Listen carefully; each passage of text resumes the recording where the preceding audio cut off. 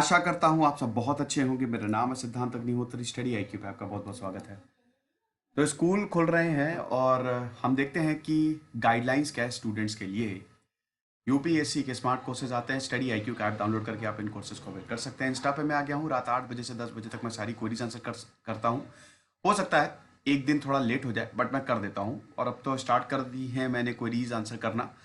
आप इंस्टा पे ही सवाल पूछे, वो ज़्यादा बेटर रहेगा। तो क्या है स्टैंडर्ड ऑपरेटिंग प्रोसीजर, देखते हैं हम।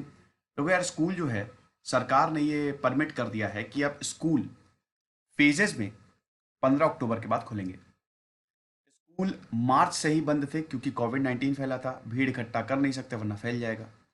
तो एजुकेशन मिनिस्ट्री ने गाइडलाइंस जारी की हैं। टाइमिंग क्या होगी, अगर रीओपन करेंगे तो बच्चों को कैसे बिहेव करना है, क्या बच्चों को स्कूल आना कंपलसरी है, स्कूल चले हम तो क्या होगा। देखो, सबसे पहले तो क्लासरूम में पहले कौन आएगा, जो बड़े बच्चे हैं या फिर जो छोटे बच्चे हैं। आपको याद होगा सितंबर में क्लास 9 से 12th तक बच्चे जो हैं उनको परमिट कर दिया था होम मिनिस्ट्री ने कि आप टीचर्स से मिल सकते हैं। वॉलेंट्री है लेकिन मिल सकते हैं। अगर आप चाहें तो चले जाइए, टीचर से मिल लीजिए। डाउट्स है तो डाउट्स क्लियर कर लीजिए। लेकिन दोस्तों याद रखिएगा कि जितनी भी अब अनलॉकिंग हो रही है, that will be on the description of the state government. जो राज्य सरकारें हैं वो डिसाइड करेंगी कि क्या करना है। तो इसको इसको भी राज्य सरकारें के ऊपर छोड़ दिया है। स्टेट गवर्नमेंट जो है वो डिसाइड करेंगी कि पहले कौन आएगा। अगर स्टेट्स चाहती हैं कि यंग स्टूडेंट्स पहले आ जाए तो एजुकेशन मिनिस्ट्री नहीं इंटरफेयर करेगी। वैसे तो ओल्ड स्टूडेंट्स जो बड़े बच्चे हैं उन्हीं को ही पहले बुलाया जाएगा क्योंकि वो ज्यादा समझदार होते हैं। छोटे बच्चे आएंगे तो उनमें इतनी ज़्यादा समझदारी नहीं होती है। तो ज़्यादातर आप देखेंगे कि क्लास 9th से शुरू किया जाएगा, 9, 10, 11, 12। लेकिन अगर राज्य सरकारें ये चाहेंगी कि छोटे बच्चे आ जाए पहले, तो एजुकेशन मिनिस्ट्री कुछ भी नहीं बोलेगी, इट विल नॉट इंटरफियर। मतलब पूरा राज्य सरकार को यहां पे ताकत दी गई है। सबसे पहले तो ये। दूसरा ये है कि अटेंडेंस, अरे बाप रे अटेंडेंस, यार अटेंडेंस को लेके तो इतना ज़्यादा डराया जाता है। क्या 99% अटेंडेंस नहीं होगी तो तुमको तो एडमिट कार्ड नहीं मिलेगा, एग्जाम में नहीं बैठने दिया जाएगा। एकदम अटेंडेंस ब्रह्मास्त्र होता है स्कूल वालों का कि अटेंडेंस तो मतलब स्कूल आओ, है कि नहीं। पर खैर स्कूल जाना भी चाहिए। तो अटेंडेंस को लेके क्या है, यूनियन गवर्नमेंट जो है उसका स्टैंड क्या है। देखो, सबसे अच्छी बात यह है कि स्टूडेंट्स को फोर्स नहीं किया जाएगा। मतलब कोई ये नहीं बोलेगा कि बेटा स्कूल आओ, 90% अटेंडेंस हो तभी एग्जाम में बैठ पाओगे। तो अब ऐसा नहीं होगा। स्कूल जो है वो फोर्स नहीं करेगा, किसी भी स्टूडेंट को फोर्स नहीं किया जाएगा। ये किस पे डिपेंड करेगा, स्टूडेंट्स पे? बिल्कुल नहीं, ये डिपेंड करेगा पेरेंट्स पे। अगर पेरेंट्स बोलते हैं कि जाओ बच्चों स्कूल अटेंड करो, अगर माँ बाप बोलते हैं तब बच्चे स्कूल अटेंड कर सकते हैं। फोर्स नहीं किया जाएगा। जैसे ऐसे तो आपको स्कूल आना ही आना है, एक हफ्ते ना आए और अगर आपने इन्फॉर्म नहीं किया स्कूल को तो स्कूल से सीधा नोटिस ही आ जाता है। तो अब ऐसा नहीं होगा। पेरेंट्स के कंसेंट पे ये पूरा डिपेंड रहेगा। अगर माँ बाप अलाउ करते हैं तो आप जाइए, फोर्स नहीं होगा। ठीक। दूसरी चीज, मान लो कि कुछ बच्चों को स्कूल नहीं जाना हो तो क्या क्या स्कूल का लॉस होगा? नहीं। जैसा अभी चल रहा है ऑनलाइन क्लासेस हो रही है ना, तो स्कूल ऑनलाइन क्लासेस अटेंड करता रहेगा। तो अगर स्टूडेंट चाहे तो स्कूल चले जाए, नहीं तो ऑनलाइन क्लासेस, दोनों ही ऑप्शन उनके पास अवेलेबल है। ये भी सही है। फिर टीचर्स जो हैं, अगर मान लो ऑनलाइन क्लासेस अटेंड कर रहा है, ठीक है, उसने ये चूज कर लिया कि मैं स्कूल नहीं जाऊंगा, खतरा हो सकता है, ऑनलाइन क्लासेस अटेंड करूंगा, तो टीचर्स लगातार इंटरैक्ट करते रहेंगे स्टूडेंट्स और पेरेंट्स से। और स्टूडेंट्स का हालचाल लेते रहेंगे, स्टूडेंट्स को भी बताते रहेंगे कि क्या करना है, उनका इंटरव्यूज लेते रहेंगे। तो ऐसे होगा। आपको लग रहा होगा कि कौन स्कूल जाना चाहता है। देखो यार, घर में बैठ के ना हर कोई परेशान हो चुका है अब। आपको याद होगा कि जब हम लोग की समर वेकेशन हुआ करती थी, तो जिस दिन समर वेकेशन होती थी उस दिन तो बड़ा मजा आता था। इनफैक्ट एक हफ्ते पहले से समर वेकेशन होने वाली है, लेकिन 4-5 दिन बाद इतनी बोरियत आती थी, लगता था यार स्कूल ही चले। कम से कम स्कूल में दोस्त होते थे, मजा आती थी, पढ़ते थे, नया सीखने को मिलता था, टीचर की डांट खाते थे, तो लगता था कि यार स्कूल ही चले। तो इसलिए ना अब बच्चे भी बोल रहे हैं कि यार स्कूल चलो। यहाँ पे हम भी परेशान हो गए हैं। लेकिन जो बच्चे ऑनलाइन क्लास अटेंड कर रहे हैं, जो पेरेंट्स नहीं अलाउ कर रहे हैं कि बच्चे स्कूल जाए, वो क्या कर सकते हैं, टीचर जो है उनका ट्रैक रिकॉर्ड पूरा रखेगा। अब स्कूल कैसा होगा ये सबसे इंपॉर्टेंट है। ये गाइडलाइंस आप देखिए, पैंडेमिक में स्कूल का माहौल कैसा होगा। आपको बताइए कि सबसे पहले गुड मॉर्निंग टीचर के बाद अटेंडेंस लगती है। अटेंडेंस डेली नहीं लगाई जाएगी, चलो बहुत बढ़िया। रोटेशनल या फिर अल्टरनेट डेज पे, हर 2 दिन पे या फिर हर 3 दिन पे या फिर हर दूसरे दिन पे डेली अटेंडेंस यहां पे नहीं होगी। अगर स्टूडेंट घर पे है, नहीं गए स्कूल, बहाना मारते थे पहले, याद है कि नहीं? अगर कोई भयानक टेस्ट होता था, मैंने तो काफी बहाने मारे हैं। अगर कोई भयानक टेस्ट होता था कि यार स्कूल नहीं जाना है, तो अगर घर पे है स्टूडेंट तो उसको सेल्फ स्टडी के लिए बोला जाएगा। किताब होगी, उसके कुछ इंपॉर्टेंट चैप्टर्स होंगे, तो घर पे रह के ये चैप्टर्स आपको कंप्लीट करने पड़ेंगे। अगर स्कूल जा रहे हो तो मास्क तो आपको पहनना ही है। मास्क और सोशल डिस्टेंसिंग ये दो तो याद ही रख लो। लगातार आपको हाथ धोते रहने हैं। कम से कम 6 फीट का डिस्टेंस, यानी कि पूरी सीट आपकी।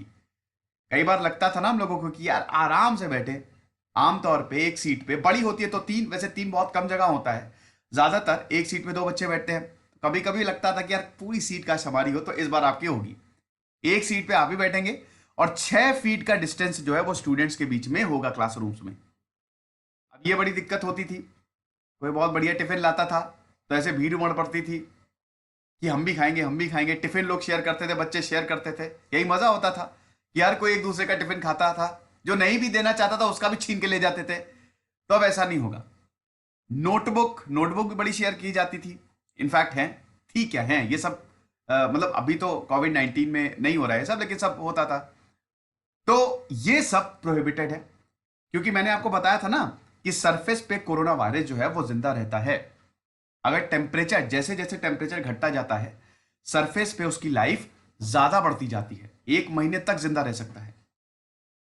तो इसीलिए नोटबुक्स, टिफिन्स, टॉयज टॉयज छोटे बच्चे के लिए, अब आप बोलेंगे कि अच्छा खिलौने कौन खेलता है स्कूल में, जो छोटे बच्चे होते हैं ना, this will be prohibited, completely prohibited. Parents, अब स्कूल बस नहीं आएगी। पेरेंट्स को यह बोला जाएगा कि आप अपने पर्सनल ट्रांसपोर्ट से बच्चों को स्कूल छोड़ के आइए, स्कूल बस नहीं जाने वाली।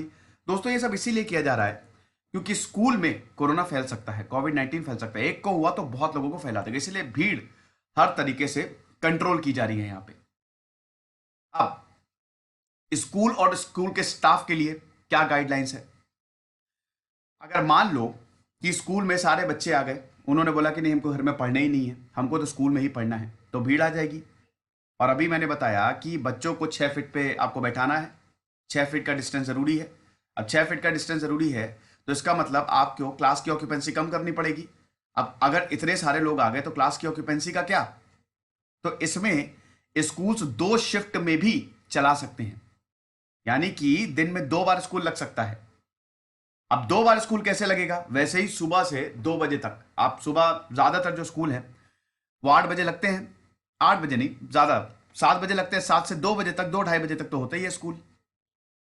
तो या तो आप इसमें घंटे कम, या तो आप क्या घंटे कम करेंगे, आप इसमें कुछ घंटे कम कर दीजिए। कुछ 8 पीरियड्स होते हैं तो कुछ पीरियड्स घटा दीजिए। तो ऐसे ही आप इसको मैनेज कर सकते हैं। अगर हाई एनरोलमेंट नंबर, 2 शिफ्ट में आप चलाइए।